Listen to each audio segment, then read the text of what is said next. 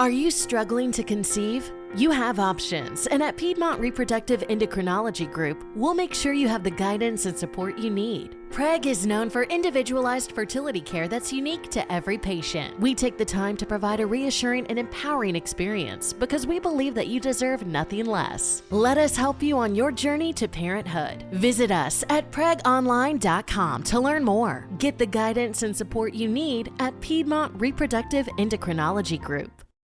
New on Curiosity Stream. I'm James Burke. I'm going to take you on a journey through time. James Burke's visionary series returns, reimagined for our time. Now, this is all uncharted territory. The Washington Post hails Burke as one of the most intriguing minds in the Western world. The New York Times raves he careens from one great moment in history to another. Where do we want to go from here? Experience all new connections. So what's the next connection? With monthly, annual, and bundled plans, find the one that works for you at curiositystream.com. Welcome to Pretty Lies and Alibis. Let's seek the truth and travel the long road to justice together. What you know, Alibis, happy Friday again. It's Friday night. I've kind of been switching between the Wagner trial and keeping up with our beach house and waiting on things to develop up here with Ian. So I'm just now getting to this, but it's been a good day. A lot of you have asked about our house, and so here's a picture of the storm surge. We have some friends down there staying right now, so they've kept us up to date all day, other than just like a couple of shingles missing and some cleanup underneath the stilts. I think we fared pretty well compared to the poor people in Florida. So I think Charleston got hit pretty hard. There was a lot of flooding in Myrtle Beach. We just got lucky where we were, as close as we are to the water, that we didn't get any more. So, all right, out of the gate, big thanks to Debbie B for the donation. I appreciate you, lady. And a big thank you to the new Patreon Perks subscribers. Seems like it's growing every day so far, and I'm really excited about it. So, just a reminder, if you haven't been listening, nothing changes. If you don't subscribe, this is just a perk thing. The top tier, you get like a free t-shirt and some lives. The middle tier, get some lives and live chats. And then the lowest tier, you get a live chat once a month. And then all of them get ad-free episodes and little things like that. So, but if you don't subscribe, you don't miss any content at all. All right, song fact of the day. I've been singing this for a day solid because of the storm. The Thunder Rolls by Garth Brooks. I've seen him probably 4 times live, and every time he does this song, the crowd goes nuts. So when this song was released, both TNN and CMT banned the video, with a CMT representative saying that the network was in the business to entertain and not to promote or condone violence or social issues, because the video revolves around, and the song revolves around, a cheating husband who is also a domestic abuser. And VH1, which aired Pop-Up Video, which I'd give anything if they would bring that show back. That was my favorite music show besides Rock and Roll Jeopardy. They began playing it, and women's shelters thanked them and the record company for raising awareness of domestic violence. On October 2nd, 1991, the clip was awarded the CMA Video of the Year award. And this song actually has an extra verse that was left out of the album version. And he only does it at live performances. I'm telling you, your chest would rattle with the roar of the crowd, because it gets a little darker because the woman goes in the back bedroom to get a gun to kill her cheating and abusive husband. But to make the song commercially available, they left that third verse out. I'm going to tweet out the live performance with the third verse because I love it. So they started out the day in the Wagner trial by saying the juror who has been sick has been replaced with an alternate juror. And the witness, the witnesses has been interesting because if you notice, pretty much every Manley or Rhoden family member opts into being recorded, while we've had officials who are tax paid opt out, which speaks volumes to me in a million ways. But hats off to these people. It was a very emotional day of testimony. It was all family. And so we started off with April Manley. She's married to James Manley, which is Dana's brother. And Dana worked in the medical field since her senior year in high school. She worked at a nursing home for many, many years. And they found out after her murder that Dana had a dealer's license for cars. She says Frankie was 20 when he was killed, and her son and Frankie are 2 weeks apart and worked together at the time of his murder, and it seems like they were pretty inseparable. Frankie and Hannah Hazel lived with his dad prior to getting the trailer with Hannah Hazel after Dana moved out. As you know, Dana lived there with Frankie, Little Chris, and Hannah Mae before she got this new place, just about a month before they were all murdered. April was at the hospital when Hannah Mae gave birth to her youngest. Dana, Corey, and her mother-in-law were there also, Corey being her boyfriend at the time of her murder. He testified today. Man, I just want to give all these people a big hug because they just seem so sweet. They seem like big sweethearts. And if you think about what these people have lost and what half of these people saw with their own two eyes, they will never have a normal day again in their whole life. I don't think there'll ever be a day they don't think about that terrible day. And it's bad enough to lose one person, but to lose 8 in one day, it's something I think about every day I'm watching this trial, just the enormity of it. So she also said that Hannah Mae worked at a place called Edgewood as a nursing assistant. Dana would stop every day on her way to work to check on her mom and dad. And she said that her husband, James, and Dana had an unbreakable bond. Her son was trying to get in touch with Frankie the morning everybody was murdered because he rode to work with her son, Cody, and he hadn't shown up. So her husband comes in and said Dana was dead. And so she went with him back to Dana's, and she said James was obviously just a wreck emotionally. By the way, here is April Manley on the stand. She was emotional at times and very, her and her son Cody both were, very soft-spoken. James had told April he heard baby Kylie, who was 5 days old, crying, but he couldn't go in there. He said he knew what kind of mother Hannah Mae was, and she would not be letting Kylie cry like that. So he knew the same fate had gotten her. When they got to Dana's, they stood at the bottom of the driveway with Brentley, which is Frankie's oldest son, and they were waiting for the cops to come by so they could flag them down. They had already talked to one cop on at her mom's house who was already at Frankie's. The first officer stops when they waved them down, and then EMS came right after. The police asked who all should be there at Dana's, and they went in and checked. So they told them, Hannah Mae, Little Chris, Dana. They couldn't find Little Chris at first, which I don't understand because he was laying on his bed. And I've always heard that. And if you know different, let me know in the comments, and maybe this is something that'll be cleared up at a later time when an investigator testifies. But I know for a while they didn't see Little Chris, and there was suspicion out there that maybe Little Chris had done this because they couldn't find him. Poor thing was in his bed, just dead. It's terrible. So the police, they went in and checked, and then they couldn't find him. So the police asked for April to draw kind of a layout of the house so they would know where to look. All the time she was there, they did not find Little Chris, and she found out when she was at the hospital with the new baby that they had found him, but his car wasn't there. Now, this kind of explains maybe the series of texts between Dana, Little Chris, and Chris Sr. right before the murders. They found out later that Chris Sr., remember, he had broken curfew, so he was in trouble. He had taken the tires off of Little Chris's car and hid the lug nuts. So poor thing, he was probably like going between both parents. Please, please, please, let me have my car back. So they took Kylie from the house, and an officer brought her out to an EMT. She asked if she could hold the baby, and they said no, not until they got evidence off of her, which would have been her clothing. And later at the hospital, she got to hold her, and she stayed with Kylie at the hospital for a little while. So at the hospital, they put baby Kylie in a room. Eventually, they make April leave. So some family congregated at the hospital, and guess who shows up? None other than Mr. Jake Wagner, the very man who was part of murdering all these people and, in fact, murdered the entire household that was Dana's. So she noticed his hair was extremely dark compared to normal. If you watched last night, his hat is on the table. That is not any kind of a hat on his head. That's how dark his hair was.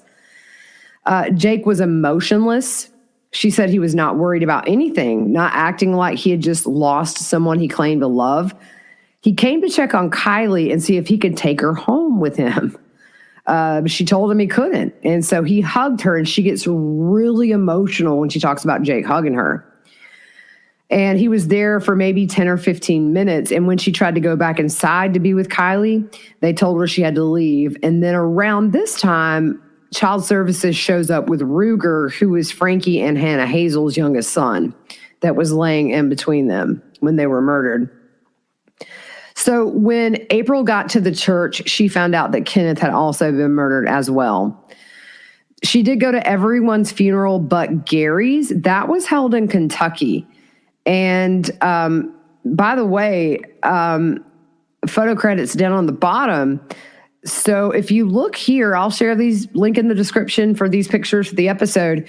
There are some pictures of Billy, George, and Jake attending Gary Rhoden's funeral in Kentucky. And if you look on that top picture, you may have to zoom in. Billy has a mark on his face. And somebody mentions that in just a bit. But it's just so crazy to see them at Gary's funeral knowing what they did. Billy was the one that killed Gary and drug his and Chris Sr.'s body through that house. I mean, these people have no soul. It's a different kind of evil to kill a whole family and then to show up at their funerals. I guess part of that is just to keep the suspicion off of you, because if, I guess the average person would think, well, if you did it, you probably wouldn't go to the funeral, but still, man, karma bus, I hope it hits all of them. So Chris, Kenneth, Dana, and the kids had a joint funeral. Hannah Hazel had one by herself, and then we know Gary's was in Kentucky. She said that Billy Wagner was there, and he had bruises on his face, and Jake was also there. I think maybe Chris or Gary or both might have got a couple of shots in on him before, punched him in the face or something in a struggle, because we know they were the only ones that seemed to be out of bed at the time they were murdered. And hopefully they got one in on him before he murdered them. April was later interviewed by BCI as the months kind of progressed, and she gave her DNA and her phones to them. So going back, she said she helped Dana move in. They had a baby shower for Hannah Mae at the new house, but April wasn't able to attend that. And baby Kylie was born on April 17th. Now remember, her mom's murdered on the 22nd, just 5 days. So in the weeks leading up to the murder, she had been at the house the Wednesday before. And Dana had called and asked for her and her son Cody to bring a drill. There was something about the door. The kids were swinging on something and it broke. Her son Cody was there, as well as little Chris, Dana, and a friend Dana had worked with. Before she left, Jake had come in, and Sophia was there at the time. So this is, just a week or less before the murders.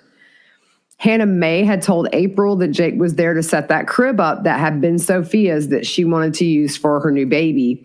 And she had asked him several times before the baby was born to come and set it up for her, but he didn't. So I think maybe, wanting to get the layout since they were settled in that house good and to see where everything was placed. I'm sure in the weeks before that, there was stuff everywhere. So I'm sure he was taking mental notes of where things were, because it was probably going to be dark in there. So Hannah Mae, she knew Jake and knew of the other Wagners. And she said growing up, the Wagner family owned all of the property around them. She said Jake would spend the night with Hannah Mae when they were living at the old trailer, which is where Frankie and Hannah Hazel were murdered. So that's where Dana, little Chris, and Hannah Mae lived until they got this new place about a month before the murder. She saw Billy with Chris Sr. before. He came to the hospital with Kenneth, actually, when Chris Sr. got beaten with a 2x4. If you remember, one of the reasons Jake said that Kenneth was murdered is because he retaliated for Chris Sr. with this beating, and I think they were afraid maybe he would retaliate against them. She said Billy stood out to her because he was scary looking, and also he was wearing a gun on the side of his belt in a holster. This was at the time Chris Sr. was beaten with the 2x4. So Billy and Kenneth were talking about seeking revenge on who had hurt Chris Sr. And Hannah Mae had also been in a car accident, like she was rear-ended or somebody she rear-ended somebody or somebody rear-ended her. It was never made clear. And Billy showed up on the scene when that accident happened with Hannah Mae. She saw George and Angela a couple of times over the years at birthday parties for Sophia, which were always at the Wagner's house on Peterson Road. Remember, the other house they lived in before that burned down. Probably arson or something where they got the insurance money, I think. She saw George, she didn't interact with Jake much. They didn't really like each other, she said. Jake said to Hannah Mae that April was nosy when she would defend Hannah Mae. And they were at her house once when Jake and Hannah Mae had an argument, and Jake said that he had bought everything for Sophia. She was still pregnant at this time, and he said he would take it all and she would have nothing. We really, in the testimony with the family, get to start seeing that pattern of abuse and controlling nature with Jake and Hannah Mae, and it was bad. So Hannah Mae left, and at this point, she's a very new driver. And she called April and said that Jake was chasing her at very high speeds. So April told her to try and get away from him if she could. So Hannah Mae finally hid behind a church on Union Hill Road. So April called Dana, who then called Chris Sr. April called Hannah Mae back and stayed on the phone with her until her dad got there. Another time, Chris had to go get Hannah Mae when she left the Wagner's house as well. April said Jake was very controlling over Hannah, and the family wasn't allowed to do things with Sophia, like take her trick-or-treating or do any kind of little things like that. She said that Hannah Mae was always what she called a chunky little monkey, and after she had Sophia, she lost so much weight because Jake would tell her that she was fat and would tell her not to eat. Hannah told April she was scared of Jake and that she was afraid of the entire Wagner family. Now, I will say, throughout today, there were a lot of objections by the defense. A lot. It was kind of consistent the whole day. So the day they moved into their new place where they were murdered, April was there helping because a tree had fallen in that yard.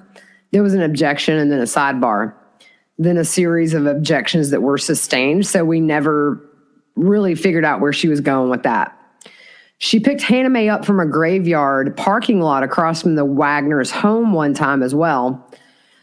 April had been to the fireworks display that Chris Sr. had every 4th, and the prosecution said that Chris Sr. had a fireworks dealer license.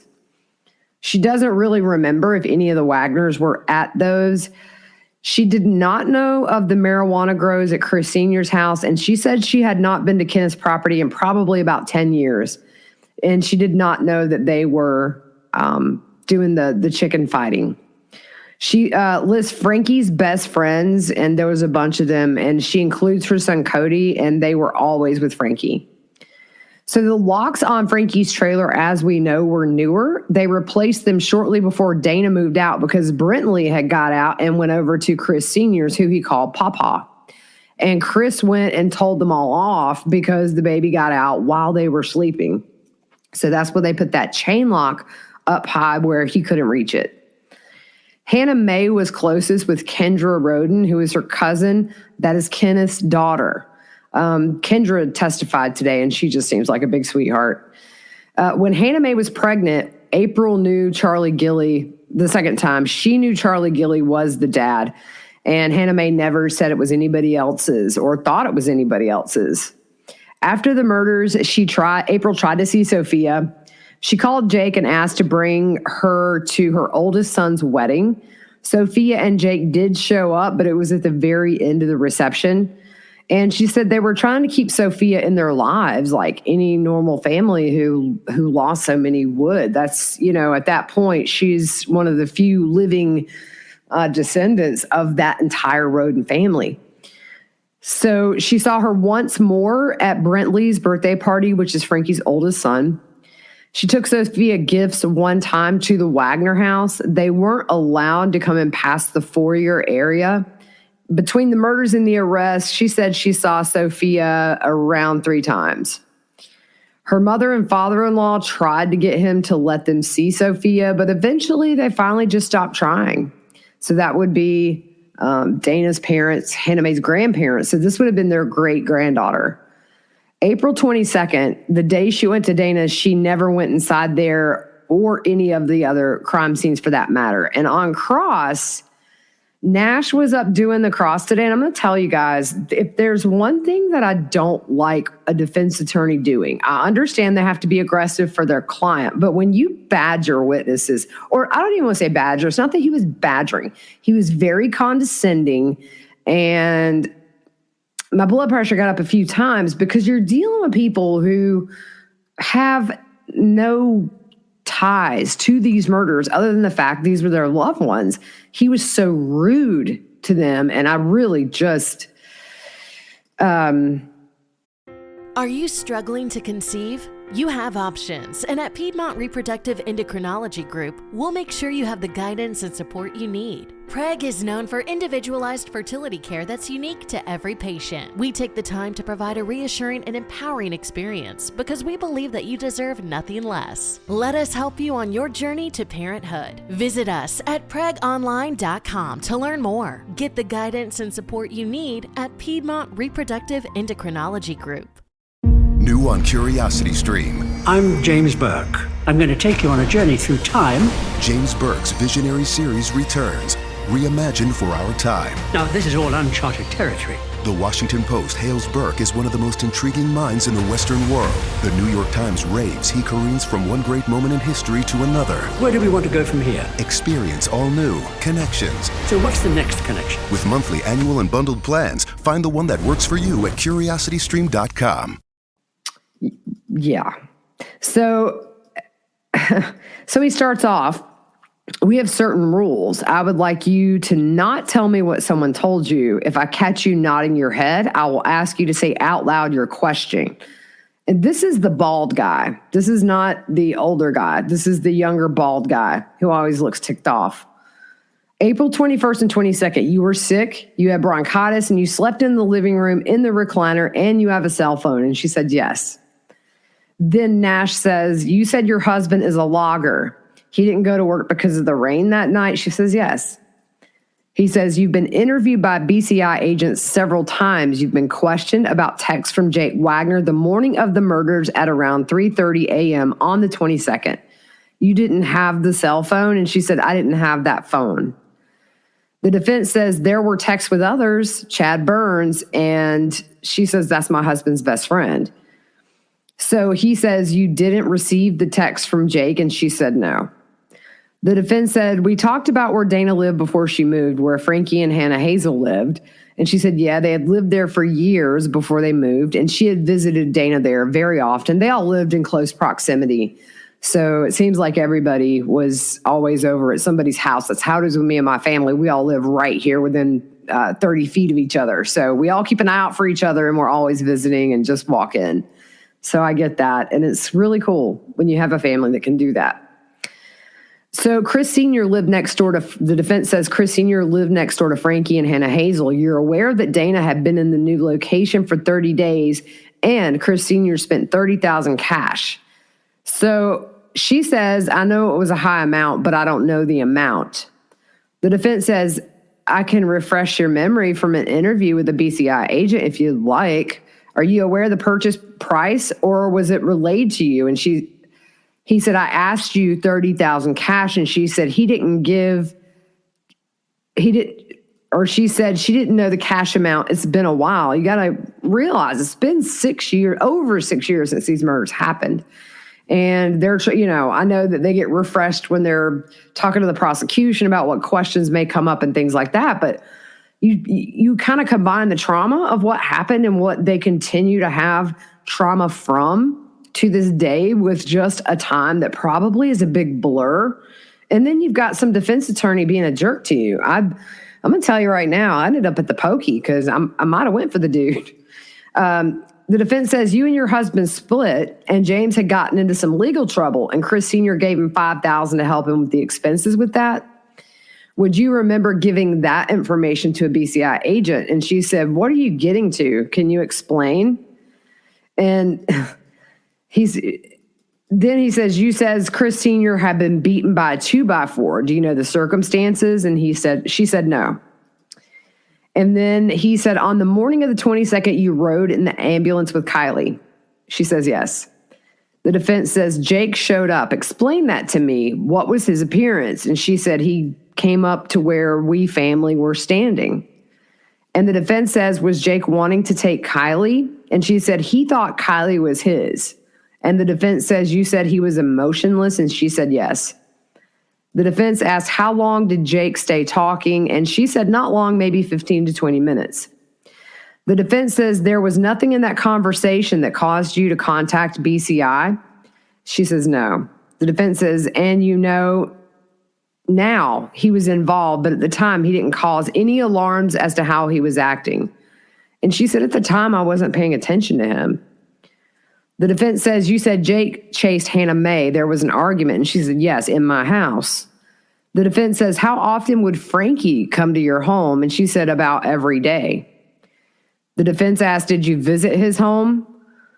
I'm curious about the extent of contact with him. And she said, some. The defense says, you were close to Hannah Mae. And she said, yes. The defense says she was also dating Corey Holdren. The defense says, you were communicating to Jake about seeing Sophia? She says, yes, I messaged him a couple of times. And then he goes back to Hannah Mae when she needed to be picked up. How did you know she needed to be picked up? And April said, because she called me. The defense says, and you met at the end of the driveway? And she said, yes, that driveway was very rough to go up. The defense says, has she ever called you before that? And April said, no. Nash said, do you know if she called from a cell or a landline? And April said, I don't know. And the defense asked, what was Frankie's hobbies? And it was derby, demolition, and hunting. I don't know what they're getting to, but the hunting seems to be a common theme that they're bringing up with everybody when they're questioning about Frankie. So maybe we'll get to that on their side of the case. On redirect, the prosecutor says, did Chris Sr. give you money to pay for your mom's funeral? And she said, yes.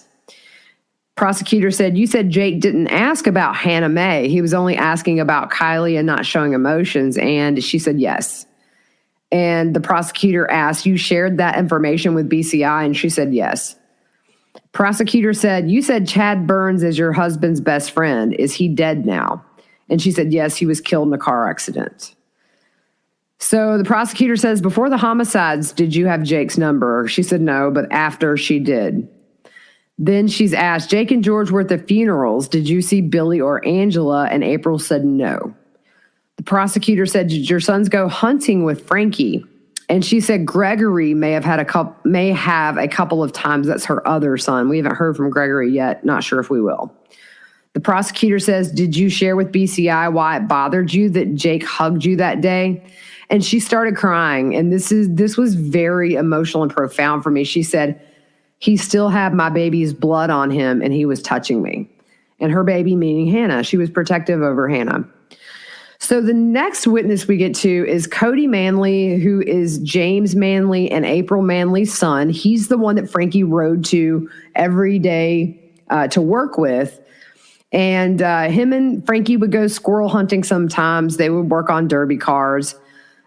He would work the derby events as a volunteer fireman. And Frankie didn't smoke or drink. They asked that question. He knew Frankie had fighting chickens, but Cody never messed with any of that. And he never went with Frankie to any of those fights. He's asked about Chelsea, which is Frankie's ex. And he said they were together a long time. He knew of the Wagners. He knew Jake and Billy. Had never met George, but did meet Angela. He had seen George a few times at different places. and he had been to their home at Bethel Hill. That's the one I believe that burned down.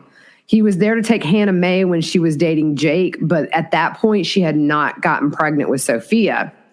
And he stayed there for a couple of hours.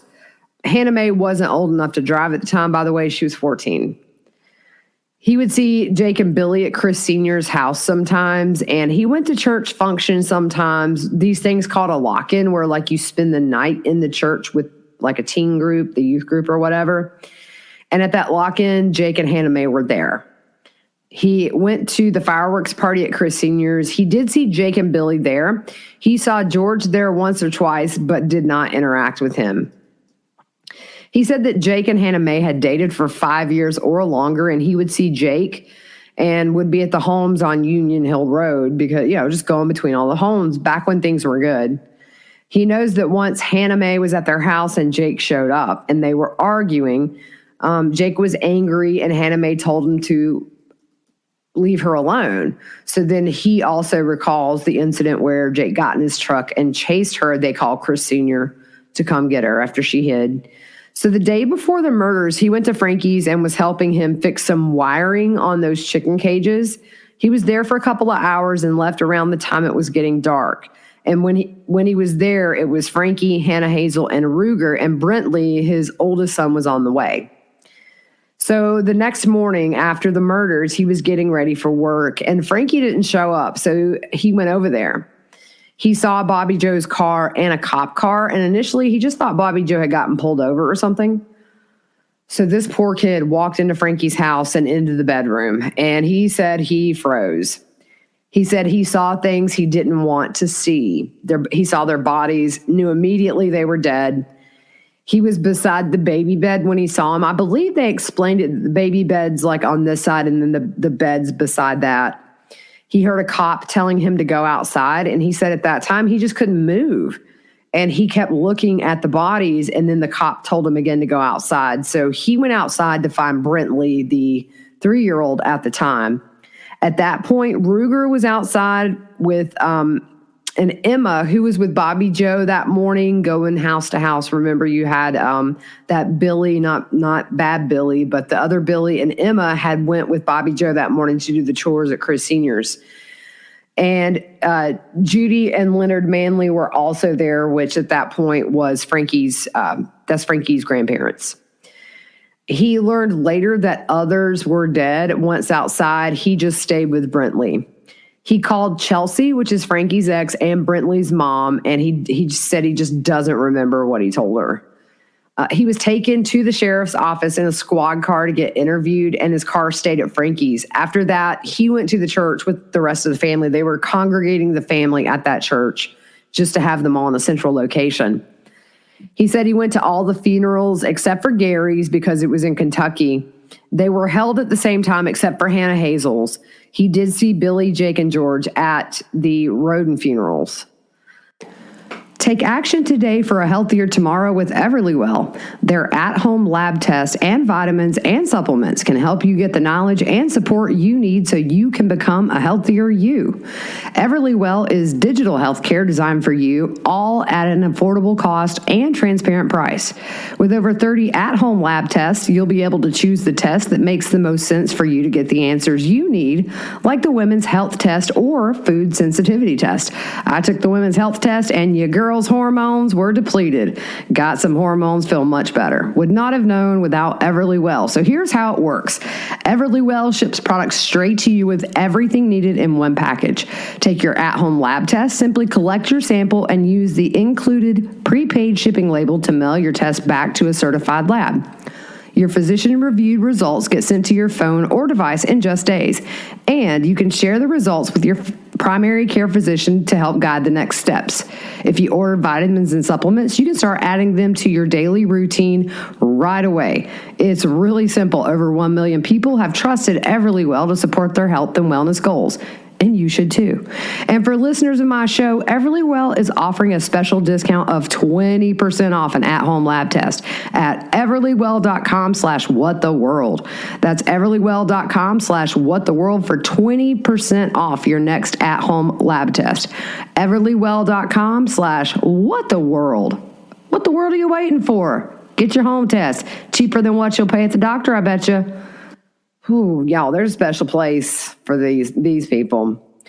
He voluntarily gave his DNA and his phone to BCI so they could extract that and rule him out. He was really close to Hannah Mae and little Chris as well. Hannah Mae stopped seeing Jake and expressed fear of all the Wagners. Now, that was an objection. The judge allows it. And he lists some of Frankie's best friends as well. And he said it was never his impression that Jake and George were best friends with Frankie. So on cross, again, Nash gets a little bit snippy and just condescending with Cody, who clearly is very nervous, very soft-spoken. They had to tell him several times to talk into the microphone. He's just a very quiet kid.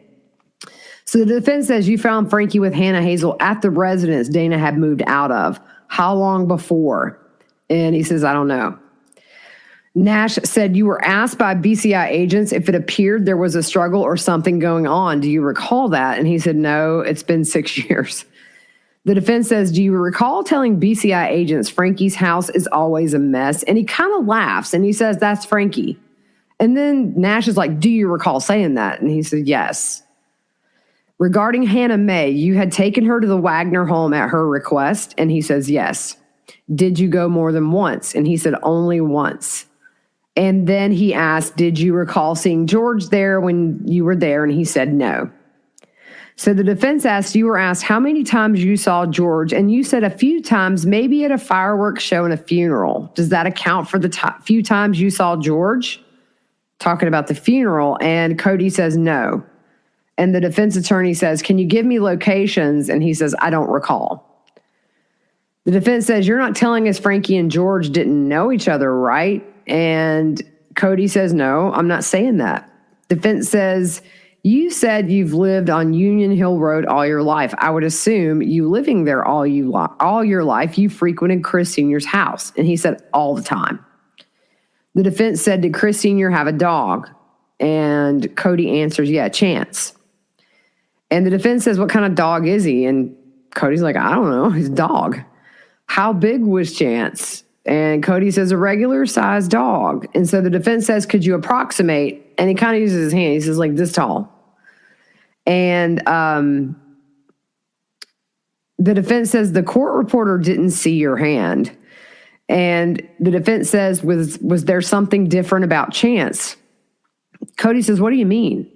The defense says, well, was Chance a gentle dog? And he said, to me, yes. The defense says, you had been to that property often, right? Cody says, yes. Defense says, how was Chance with people he didn't know? And Cody says, well, these people wouldn't have gone in the house. And the defense says, so when I asked you what was so special about Chance, what is it that in regards to Chance about aggression? Do you recall telling BCI agents about Chance's aggression if someone was not known and approached the house? And he said, Cody says, I couldn't tell you. Defense says, you said you saw Jake and Billy at Chris Sr.'s, but not George. And Cody says, I said a couple of times. And the defense says, I asked you when you saw George. And Cody interrupted and said, yeah, and I answered you. You're confusing me. Way to go, Cody. Defense says, do you recall me asking when you saw George and where you've seen him? And at this point, Cody just looks frustrated. He's kind of looking to the side, almost to the judge like, will you please stop this? And maybe he's just having a come to Jesus moment so we don't lose it. Either way, Cody did great with that. It was just condescending. It wasn't yelling or rude. It was just the tone and the way he presented those questions just come off very snooty. I just can't stand that when they do this to witnesses that are victims, living victims. The defense says, you saw him at the funeral? Yes. Defense says George didn't hang out at Chris Sr.'s, and he said, I saw him at the fireworks show. New on Curiosity Stream. I'm James Burke. I'm going to take you on a journey through time. James Burke's visionary series returns, reimagined for our time. Now, this is all uncharted territory. The Washington Post hails Burke as one of the most intriguing minds in the Western world. The New York Times raves he careens from one great moment in history to another. Where do we want to go from here? Experience all new connections. So what's the next connection? With monthly, annual, and bundled plans, find the one that works for you at CuriosityStream.com. With no fees or minimums and no overdraft fees, banking with Capital One is the easiest decision in the history of decisions. Even easier than choosing to keep the Grinch away from the toy drive. Who's going to deliver the toys to the kids? What about me, the Grinch? No. Yep, even easier than that. You steal the presents one time. With no fees or minimums and no overdraft fees, is it even a decision? That's banking reimagined. What's in your wallet? Terms apply. Capital One NA, member FDIC. Copyright Dr. Seuss Enterprises. Copyright Turner Entertainment Company. The defense says your testimony was you saw him a few times, right? And Cody says yes. Defense asks Frankie's hobbies. He enjoyed hunting. Here we go again, asking about the hunting. What kind? And Cody says squirrels, deer. Defense says nothing further. So on recross, Angela says, are you nervous? And did you express that to me before testifying today? And he says yes. Prosecutor says, who met with you in the conference room? And Cody says, you did. Prosecutor said, have I ever told you what to say in response to those questions? And Cody says no. Prosecutor says, you saw George Wagner a few times at Chris's fireworks show, and you knew him enough to recognize him, and you saw him at other places you can't recall but the funeral. You did, and he said yes. So at that point, he's asked to point George out and tell what he's wearing, and he does, and he looks right at him. The prosecutor said, you weren't with Frankie 24/7, so it's possible Frankie hung out with people you don't know, and he said yes. Prosecutor said, when you were talking about his best friends, those you named, did you see them often at Frankie's house? And Cody says yes. Prosecutor said, you didn't see George at Frankie's? And Cody says no.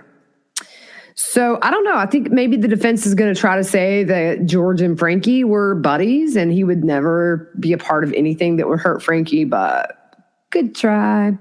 All right, so next up, Kendra Rhoden. She was so sweet, y'all. I love her. And you know, you think about it, we know Hannah May had texted her really most of the night before she was murdered. She also texted Jake, but these girls were like sisters, and you can tell that she's missing her cousin very, very much.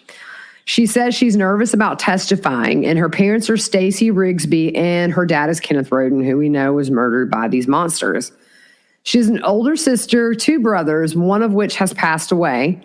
And then her brother Luke actually testified last week in the trial, and she's the baby of the family. So her folks divorced when she was in middle school. So Kenneth moved in with his parents after the divorce, which was right next to Chris Sr.'s house. And she said her parents remained friends after the divorce. She said that Kenneth was actively involved in all of their lives, and her and Hannah May would go stay at Kenneth's a lot. Sometimes Kendra would stay for weeks with her dad, and he was actually helping her pay for a nursing career so she wouldn't have to take out student loans. And at the time of his murder, he had saved $12,000 to help pay for it. She did get her nursing degree, and I'm sure that just like wherever her dad is, I know he's proud.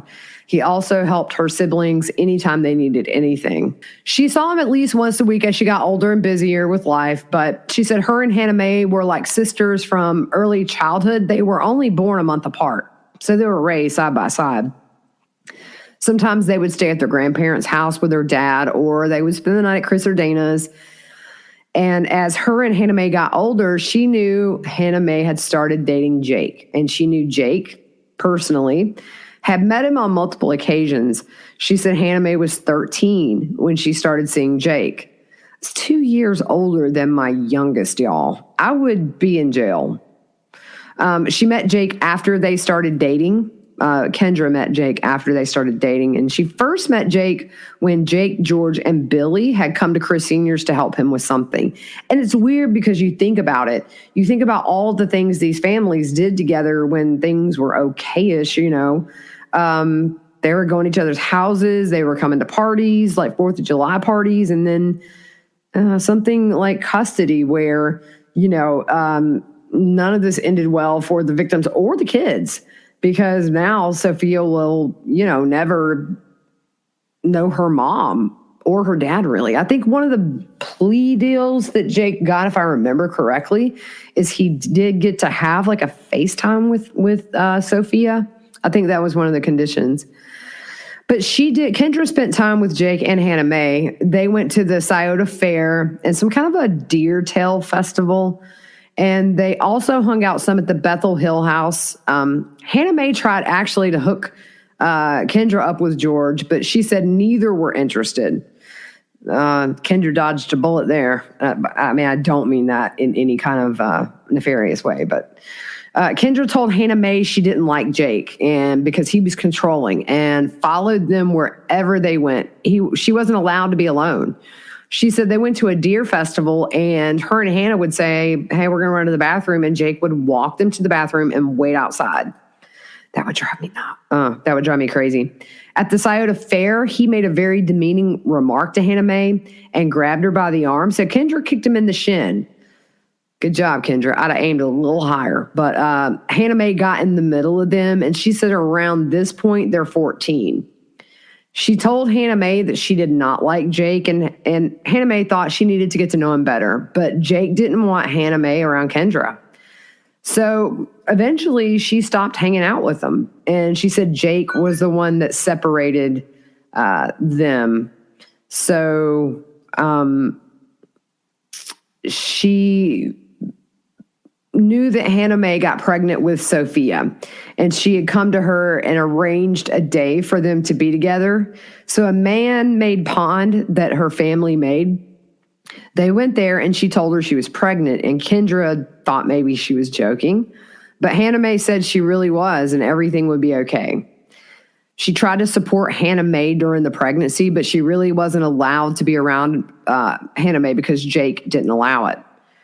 After Sophia's birth, she moved in with Jake on Peterson Road, maybe at Bethel Hill, she wasn't sure, but she wasn't allowed to be,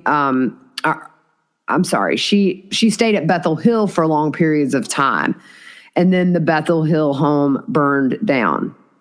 She didn't visit Hannah Mae when they moved to that Peterson address, and at some point, Hannah Mae left Jake.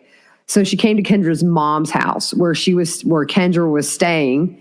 And Hannah Mae was really upset, and she played some recordings of phone calls that she had recorded with Jake or recordings she made in person about things that had happened between them, like him admitting to hitting her, choking her, pushing her against a wall. When Hannah Mae left Jake, of course, we know she already had Sophia. And Kendra... Let's see here. I'm sorry. Kendra told, sorry, y'all, I just got a message. Kendra saw a mark under Hannah Mae's chin, and she never moved back in with him after that. She was with Hannah Mae during conversations with Jake after they split. Hannah Mae would put that phone on like speaker so she could hear and be a witness to anything that was said.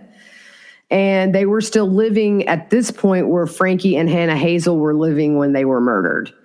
Hannah Mae had the phone on speaker, and this was after Hannah Mae had found out she was pregnant with her second child, Kylie. And Jake was just convinced this baby was his, so they were trying to point out how the baby wasn't. And Hannah Mae was just telling Jake, you can't be a part of this child's life. She also heard a conversation after she left Jake, and before she also heard a conversation after she left Jake, but before she got pregnant with her second child, Kylie, Jake told Hannah Mae if she wanted to continue being Sophia's mother, she had to stay with him, and if she left, she would be leaving Sophia too. Hannah Mae expressed fears of the Wagners, the whole family, after she left Jake. And so there was, like I said, there was constant objections by the defense. I'm just not going to get into those because they're very repetitive, but they did not want this stuff coming in for some reason, even though it really doesn't reflect on George. I mean, other than the fact that she feared the whole Wagner family, which included George, but she wasn't sure how long Hannah Mae had been seeing Charlie Gilly before she got pregnant. And she left him because, number one, he didn't want to commit, and he also had an addiction to pain pills. So she started dating Corey Holdren, and she knew she was pregnant when they started dating, and so did Corey. And she dated him from the time she left Charlie up until her murder. Corey also used pain pills, and Hannah Mae helped him to get off and go through withdrawals, and he got clean with her help. Kendra said at this point, after she left Jake, they were back to being like sisters again, spending more time together, and every time they had a chance, they were just nonstop hanging out. At the time, Kendra and her boyfriend would spend time with Hannah Mae and Corey. So Corey was willing to parent Kylie, even though it was not his biological child. He was 100% all in, committed to Hannah Mae and that baby. She saw Kylie the day after Kylie was born at the hospital. That would have been 4 days before Hannah Mae was murdered. And she said Jake was still convinced Kylie was his child. So on the day before the murders, the 21st, she hung out with Hannah Mae, Corey, and her boyfriend at the time. They went fishing and stayed for a couple of hours and left when it started getting dark. Corey's sister and his sister's wife watched the baby while they went fishing. So they were going to stay the night at Hannah Mae's. Kendra and her boyfriend were going to stay the night at Hannah Mae's with her boyfriend and Corey. Her boyfriend got a toothache, and she got a message asking if she could watch some friends' kids. And they were supposed to go sleep over at Hannah Mae's after she got finished, but she ended up having the kids all night until 7 a.m. And talk about a twist of fate or a stroke of luck or whatever you want to call it. She left there and went to her mom's house, and she went home and fell asleep. So her boyfriend woke her up around 8:30 that morning, and they had missed a call from a family friend saying she heard over police radio that Chris Sr. had been shot. And so they called this person back. She tried to call Hannah Mae. They drove to Union Hill, and they were stopped by police just right before they got to Frankie's driveway. At some point, her brother Luke had heard from police that Hannah Mae was shot and was dead. They tried to push past authorities to get closer, and a family member, she said, was actually arrested there for trying to get past authorities, which, come on, just, yeah. At some point, most of the family ended up gathering there, and Corey came a little bit later. They were told to go to that Union Hill church, and later that night they briefed the family on what they knew. So once at the church, they told her about Hannah Hazel, Frankie, and Lil Chris. And she tried to call her dad, Kenneth. And she said she called before she got to the church. He wasn't answering, and that's because they assumed he was at work, and he would answer calls and texts on his lunch break. But the lunch break came and went, and they didn't hear from him. So Luke and Donald, who have already testified in the trial, went over to Kenneth, as we know, found him deceased, murdered. Her aunt got a text later. The reception was very poor, and screamed out that her dad was dead too. After hearing that her dad was dead, she walked down the hill, and a family friend picked her up, and she said she just wanted to be close to Hannah Mae, to be with her. She fell to the ground, and she said her friend helped her back up and took her back to the church. And so she said if Kenneth left his house, he would lock it, but he did not have an active lock on the inside of the trailer. So if he was inside at home, the trailer was not locked. So, excuse me, if he didn't feel like there was a reason to lock his door. This is, a very isolated area where they all are. And I'm sure that something like this is just never even imagined that somebody's going to come in your house. And not only that, they have dogs and guns. So at your own risk, it's just, we know what this family planned. Kenneth did own weapons, and he actually slept with a gun and had one in his truck. He had a dog named Brownie who would stay outside when Kenneth wasn't home. When Kenneth was home, he would be inside. She talks about the alarm that we've heard about at the end of his driveway. If someone crossed that path in a car walking, it would go off. She said normally he would leave around 4 a.m., as we know, to go to Chris Sr.'s to take a shower for work. He was working up in Cincinnati. And as with Luke, she said that Kenneth was a light sleeper without taking his blood pressure meds, but he was a much heavier sleeper if he had taken it. He had multiple trail cameras on his property, and the cameras would send alerts to his phone, and sometimes he would send her pictures of deer or different animals that came on those trail cams. She was aware that he had a marijuana grow up, and she said he liked to brag about it. And there was a couple of times she bought some for herself and her boyfriend at the time. Kenneth did not approve of her using marijuana, so she would have to tell her dad it was for her boyfriend. Remember, nobody except for Gary had anything in their system. Nothing except caffeine. She wasn't involved at all in the grow op. Frankie and Hannah Hazel locked their doors because of Ruger. And also, Hannah Hazel was paranoid after she found out that Chris Sr. was growing marijuana next door. Chris Sr. didn't lock his door at all. She knew he had cameras on his property. And at Dana's new residence, she wasn't sure if they had cameras, but she said that Dana and Hannah Mae both would lock the doors if they were inside the house or gone. They were very particular about having those doors locked. So she went to the funeral for the Rhodens, and she saw Billy, George, and Jake there. She did speak with Jake briefly at that funeral, and she had been around the Wagner family several times. Per her observation, the Wagners would decide things together as a whole, and they were nonstop together. She knew about the custody dispute, and that came from Hannah Mae. And she knew Chris Sr. had been trying to get a good lawyer in case this ended up in court. And this was before Hannah Mae gave birth to Kylie. If you guys remember, they said that once they found out she was pregnant with Kylie, they kind of dropped the getting a lawyer stuff. So when Hannah Mae was pregnant with Kylie, Kendra heard a phone conversation between Jake and Hannah Mae. And he told her he didn't want Sophia around Corey. And if she allowed Sophia to be around Corey, he would take Sophia away from her. So Kendra gave BCI her phone for extraction. She said she saves all her texts and emails. I do the same thing. I have like 5 phones laying around here, but some of them have like voicemails from my grandpa or my aunt on them and now my uncle. And so I get that. She knew Chris Sr. also grew marijuana. Chris talked about it and would go in the garage area to conduct business with people, including Billy Wagner. This was prior to Sophia being born. She said that Chris Sr. and Billy would go by the garage and Chris would send them inside the house while they did business. He didn't allow them to be out there at all. She knew that Jake set up the crib for Hannah Mae just before Kylie was born, and after they moved into the new house, we know she had tried to get him to bring it prior to the move, but he didn't bring it. Chris Sr. was hurt by someone named Rick. We know he was hit with the 2x4 and he was hospitalized. Hannah Mae stayed with him in the hospital and also when he got home. Kenneth visited Rick after this incident, and I think we know visit might mean he kicked some tail, because that was one of the reasons, as we know, Kenneth was murdered. They were afraid he would retaliate. Chris and Frankie both had guns.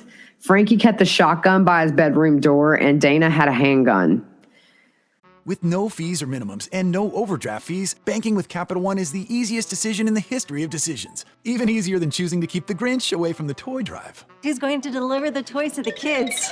What about me, the Grinch? No. Yep, even easier than that. You steal the presents one time. With no fees or minimums and no overdraft fees, is it even a decision? That's banking reimagined. What's in your wallet? Terms apply. Capital One NA, member FDIC. Copyright Dr. Seuss Enterprises. Copyright Turner Entertainment Company. Kendra told BCI agents that Kenneth was protective of his entire family. She went hunting with Hannah Mae and Chris Sr., little Chris, and her dad. They went to the festival with Jake and George, where there was a bow shooting contest, and George, Jake, Billy, and Hannah Mae participated. After the murder, she tried to maintain contact with Jake to check in on Sophia. She was allowed to see Sophia one time. Her and her sister went to Peterson Road and saw Bulvine and Sophia, which is Bulvine, I think that's how you say it, is George's son with Tabitha. They stayed outside. Angela was inside, but she said Angela lingered around to keep an eye on everything. That was the only time she was allowed to see Sophia. And Jake texted her after the homicides, and he was upset. The last day she spent with Hannah Mae, Jake had Sophia. And she said there was a text he was offering to keep Sophia a couple of extra days so she could recover from giving birth. We all know it's because he didn't want his own daughter there when he murdered her mother. On cross-exam, again, Nash There's a word that rhymes with Nash, but we won't go there. You were asked about the routine of Dana locking the doors. What was your answer? And she said they were locked at all times. Defense says if they were asleep, they would be locked, and she said yes. He says, you said you saw the kids at Peterson and George wasn't there. She says no. Defense says you said you cooperated with BCI agents. You gave information about Big Mike from Cincinnati. And she says yes. Defense says you were asked about drug dealings with your family. Are you aware of Big Mike's race? Did you ever observe an African-American male with Chris Sr. and Kenneth? So your information would have been hearsay. And she says yes. The defense says, do you know where Big Bear Lake was? And was there a time when Chris Sr. was there talking to Robin, a family friend? And she says yes. The defense says that conversation dealt with drug trafficking, and then there's an objection by the prosecution. And then he asks, do you have knowledge of Chris Sr. buying a building for a pill mill? I guess it's a building where you make pills. And she said no. The defense says, do you remember providing that information? And she said, I provided it based on hearsay. I was like, boom, girl, you go, girl. Throw it right back at him. Because they kept objecting to hearsay about the conversations with Jake and Hannah Mae. And so I provided it based on hearsay. In other words, you can't question me about it anymore. Kendra, you rock, girl. The defense says you were asked about Billy and Chris and said they were business associates. And she says yes.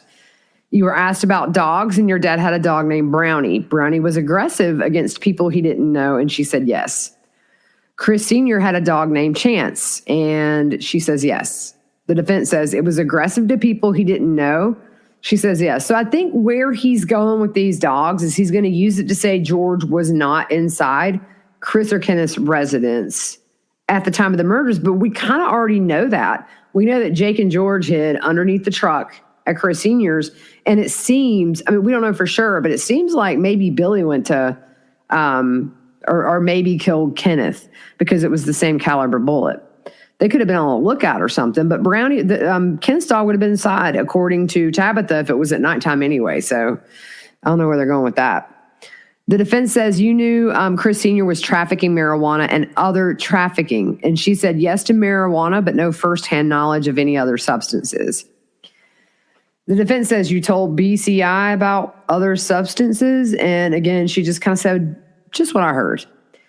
So that was it. The next witness, bless his heart, Corey Holdren. This poor kid, you can still see the absolute raw devastation on all these witnesses for sure.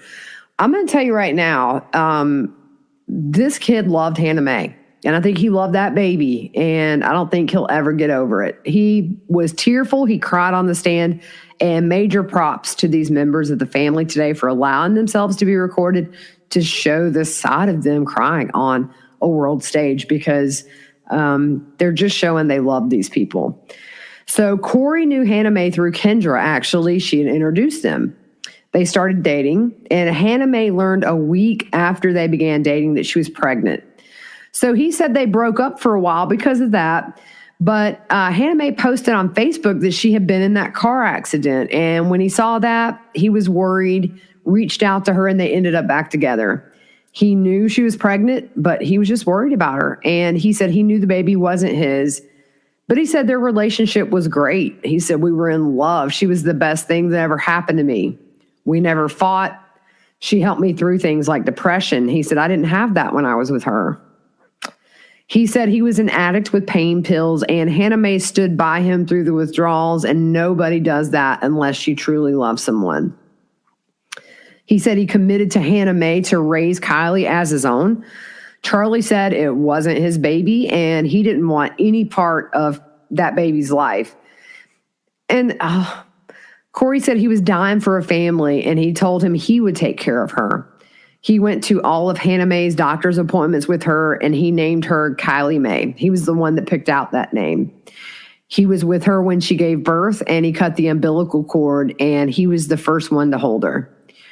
Jake brought Sophia to meet his new sister, and he did acknowledge he looked different with black hair. So you'd think At this point, Hannah Mae is in the hospital having just given birth. Jake has dyed his hair black already.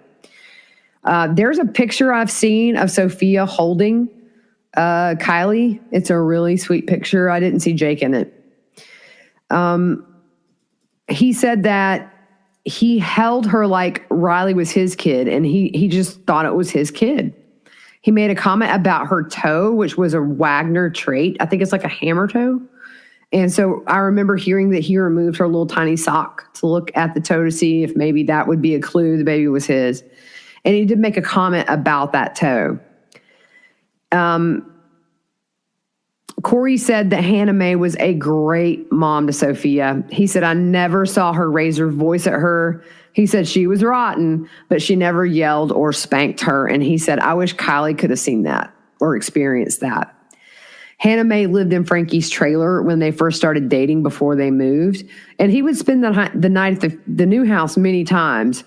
He was in the process of remodeling a home his mother had given him so that they could move in, and they were painting Kylie's room, and Hannah Mae was planning to move in with him when all this was finished. And I think, you look at the custody motive, and then you look at this very serious and maybe to Jake, seeing a genuine relationship where it's not based out of fear and it's based out of a love that's visible. I think those two things might have really been what set him over the edge. So the day before the murders on the 21st, he spent the entire day with Hannah Mae. He was fishing, and his sister was watching baby Kylie. And Hannah Mae was just ready to get out of the house after being pregnant and having the baby just for a little break. And they were gone for a couple of hours. And he smiled as he talked about this. He said Hannah Mae caught a big catfish. And he said she was a redneck. And he said he took a picture. She had no shoes on, and she had a big fish in her hand. And she also liked to hunt. So after fishing, he planned to stay at his house, and Hannah Mae was going to get her breast pump because she was nursing the baby.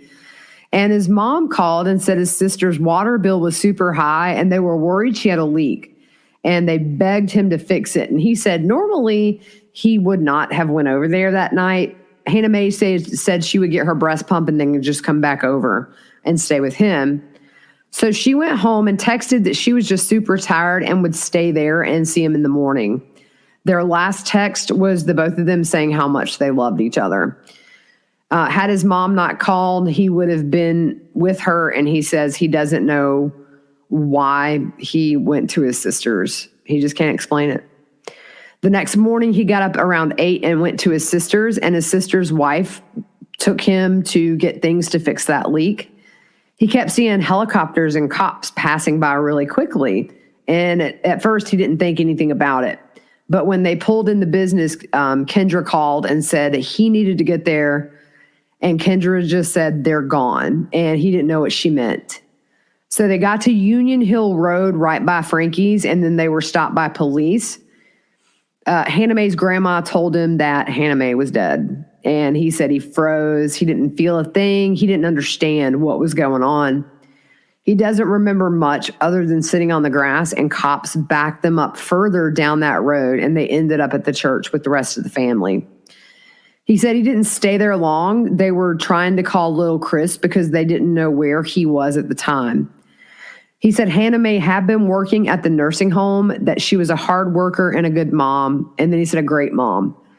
He met Jake at Sophia's second birthday party at a firehouse. He said he didn't stay long because it was his family and her family, and he didn't really meet the Wagners, but he saw Jake, and all the guys were by their trucks. He went inside, and Hannah Mae made him eat something, and he left early so he wouldn't cause any drama. He just didn't want any drama at this kid's party. And Hannah Mae said Jake would keep her in the bedroom for long, long periods of time locked up. They wouldn't let her see her family. He was just so controlling. He did say hello to Jake at the party, and another time besides the birth, Jake called and was mad at Hannah Mae because she was late getting Sophia to him, and he wanted to come to Corey's because he wanted his daughter. So he knocked on Corey's door, and Corey invited him in and sat on the couch. This was about a week before those murders, and he stayed maybe 45 minutes. He said they talked a bit. He was there because Hannah Mae wasn't where he wanted her to be. And the whole time that he's talking about inviting Jake in and sit on the couch, it's like he's just shaking his head like, I can't believe I did that. You know, it's there's a lot of stuff haunting this poor boy. He thinks he saw Jake at the church the day of the murders. He thought Hannah Mae would come out and it would be a prank. He said he still feels that way to this day, but it's just not what it is. He also gave BCI, DNA, and a cell phone. The defense didn't cross him, and that's probably a good thing. He was very quiet, very to the point, and just very emotional. He shed tears. The last witness of the day was Frankie's ex, Chelsea, the mother of his child, Brentley. She opted out, so I want to give a big, big thank you to Big E, Chasing Paper 89 on Twitter for the notes. He sits in and shoots me the notes of the witnesses that opt out, and it helps me tell you guys what's up. So go give Big E a follow if you're on Twitter. It's at Chasing Paper 89. So what's amazing is now Brentley is 10 years old. She was 16 when she started dating Frankie, and he was a year younger at 15. They were together off and on for about 5 years. Her mom was not a fan of the relationship. She did get pregnant with Brentley 6 months after dating, and she said Frankie was a really good dad. She said her and Frankie would deer and raccoon hunt together. She knew he had the chickens for fighting, and she knew the Wagners. They had been coyote hunting with Tabitha, which is George's ex-wife, and George. And they'd also been deer hunting with Jake, George, and Billy. After George and Tabitha divorced, Frankie and Chris Sr. told her to quit hanging out with the Wagners. She said this was back around 2013. She said the Wagners were nice to her except for Jake. He was super controlling, and she acknowledges they were a very close-knit family, always together. And she said anytime at their house they were together, it was like a family meeting. So about a year after Sophia's birth, around 2014, when Hannah Mae was living with the Wagners, Jake was very verbally abusive to Hannah Mae. And Hannah Mae called her one night from Jake's cell phone very upset, and she was talking super fast, didn't have much time to talk, and told her not to call back, but said that Jake was threatening to chop her legs off to keep her from leaving that house. So there's a sidebar, according to Eric, with a very heated discussion between the parties. They talk about Angela going after George's ex, Tabitha, with a shotgun and said the boys followed her. We know they followed her to that gas station. She stayed on the property that night until it got dark and then took a bike to the gas station. If you remember, they talked about that where Angela or Billy said whoever calls the police first kind of has the advantage. So George called and made that domestic violence claim against her. She said Jake would threaten to chop off Hannah Mae's legs if anyone called her, and Chelsea called or texted Chris Sr. to tell him about this call with Hannah Mae, what Jake said he was going to do. And Chris said, thanks for letting him know, which unfortunately got Hannah Mae mad at her for telling her dad because she wanted to tell her dad about this, but at a different time. And unfortunately, their friendship ended around 2014 or 2015. After the breakup, Frankie didn't go around the Wagners anymore either.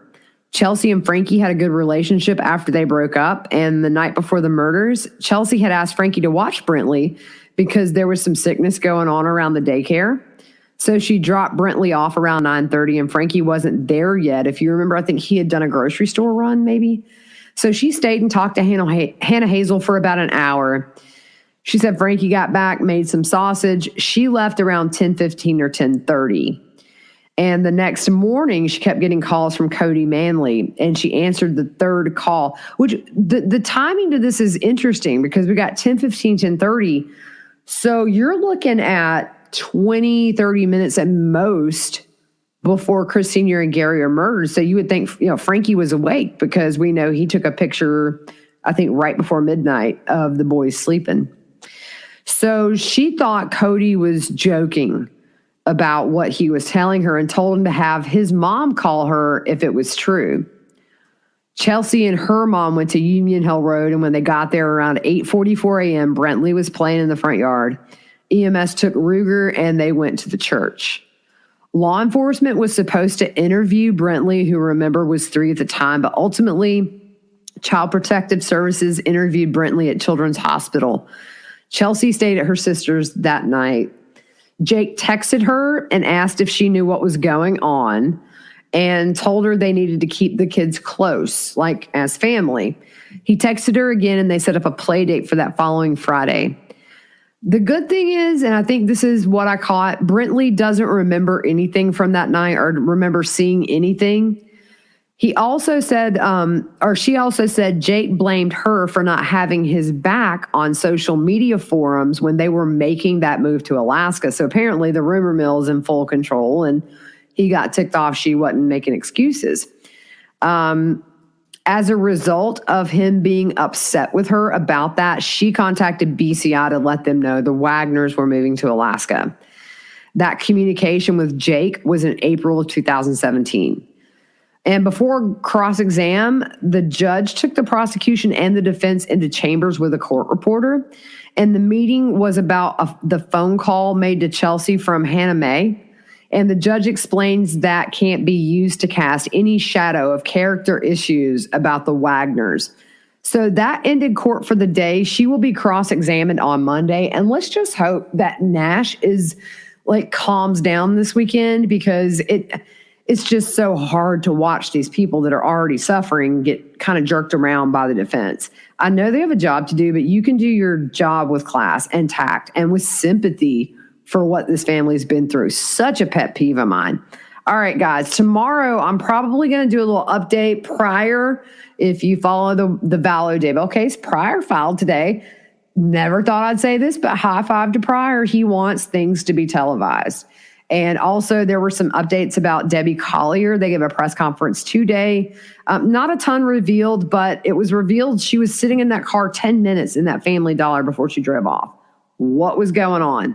And I think while she was sitting in that parking lot, the Venmo was sent to her daughter. So I may update that tomorrow. But in the meantime, you guys have a good rest of your Friday, and we'll see you soon.